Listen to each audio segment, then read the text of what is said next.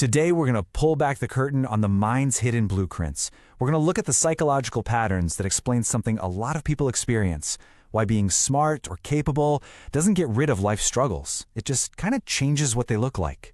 Right? It's a strange paradox. Your mind is this incredible tool for analyzing things, for creating, for solving problems, but at the same time, it can feel like this engine that you just can't turn off. And that can be, well, exhausting. It can even make you feel disconnected from everything. And this is where it gets really interesting. This gap between what people see and what's actually going on inside. On the outside, people might see you as ambitious, totally capable, but on the inside, you're wrestling with what feels a lot like laziness. Or maybe you seem calm, cool, completely self-reliant, but your mind is just a storm of constant overthinking. This isn't a contradiction, you see. It's actually a clue. And that clue leads us to a really crucial shift in perspective. All these things, the overthinking, the laziness, they're not flaws that you need to fix. They're features. They're the natural side effects of a mind that's just wired to process the world a little differently. So we're not here to give you a fix. We're here to hand you the user manual for your own operating system. So what does it actually feel like to live with this kind of mental blueprint? We're diving into what some psychologists call a high processing mind. Basically, it's a mind that naturally operates with more depth, more complexity, and, well, more speed.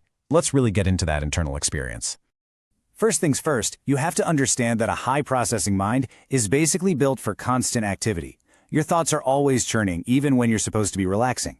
Repetitive, simple tasks can feel almost physically painful because your brain is just craving something complex to chew on. This also leads to this intense perfectionism, not because you're arrogant, but because you can see the ideal outcome so clearly in your head. And when it comes to feelings, well, the default is often to analyze them from a distance, like a scientist, instead of just, feeling them. And that boredom we just talked about, this quote really nails the why behind it, from a brain chemistry perspective. It's not a character flaw. Your brain literally needs a challenge to release dopamine and stay engaged.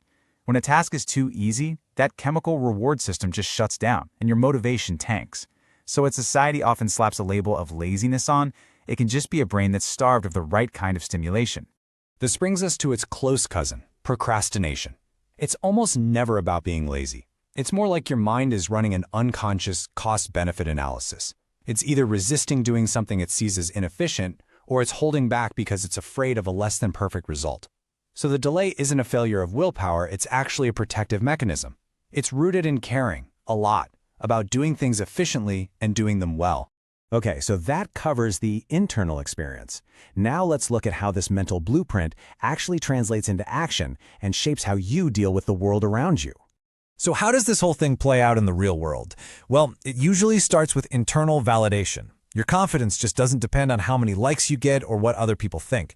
And that naturally leads to independent thinking. You're far more interested in, does this make sense, than is this popular?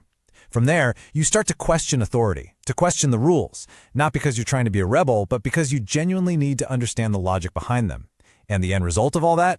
You naturally resist jumping on bandwagons, because your choices are based on what works for you long-term, not on temporary social pressure. Now there's a technical term for what's going on here. It's called normative social influence. It's that deep primal fear we all have of being left out, that pressure to conform just so you can feel like you belong to the group. Well, people with this kind of mental blueprint tend to be way less susceptible to that pressure, and that's why they're often so comfortable standing alone. But, and this is a big but, that independence is so often misunderstood. Someone quietly questioning a rule might be seen as arrogant. A logical, measured approach can be mistaken for being cold or emotionally distant. Psychology shows us, though, that this isn't a lack of feeling. It's actually a sign of serious cognitive strength and self-control. But that cognitive strength, well, it comes with a price. Processing the world with that kind of depth carries a pretty significant emotional weight.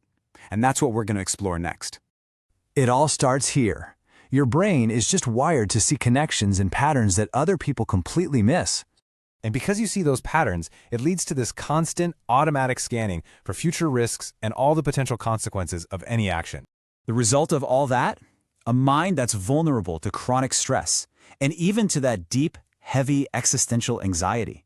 You're not making up problems. You're just processing the full, unvarnished weight of reality. So the emotional fallout from this can be pretty profound. You often feel misunderstood simply because your thoughts are too layered and complex to easily explain. To cope with big emotions, you might use what's called cognitive distancing. Basically, you take a step back and analyze your feelings to keep from being totally overwhelmed by them. Self-criticism can become incredibly intense, not because you're comparing yourself to other people, but because you're comparing yourself to this perfect, ideal version of you that exists in your head. And all of this often builds this deep, powerful sense of emotional independence that's usually rooted in your earliest experiences. And this is just so crucial to understand. When a child's emotional world is consistently ignored or overlooked, their brain learns a tough lesson. Support might not show up, so it stops expecting it. That fierce self-reliance you see in so many adults, it's an adaptation. It's a survival response. It isn't a rejection of connection, it's a defense mechanism that was built out of pure necessity. Okay, so how do we pull all of this together? The final and most important step is to reframe all these challenges, to stop seeing them as flaws and start seeing them as features of your own unique operating system. When it comes right down to it, the overthinking, the boredom, the intense self-criticism, they aren't random bugs in your system. They are the logical, predictable price you pay for having a mind that experiences the world with an uncommon amount of depth and awareness. So the goal here is not to fix any of these traits. The goal is just to understand them. This kind of knowledge is like being handed the instruction manual for your own brain. It lets you finally stop fighting against your natural tendencies and start working with them, managing the costs while making the most of the incredible strengths. You know, that single shift in perspective from flaw to feature is a game changer. It allows you to replace self-criticism with self-awareness. So the final question I want to leave you with is this. If all these traits are simply the way your mind is built, how does that change the story you've been telling yourself about who you are?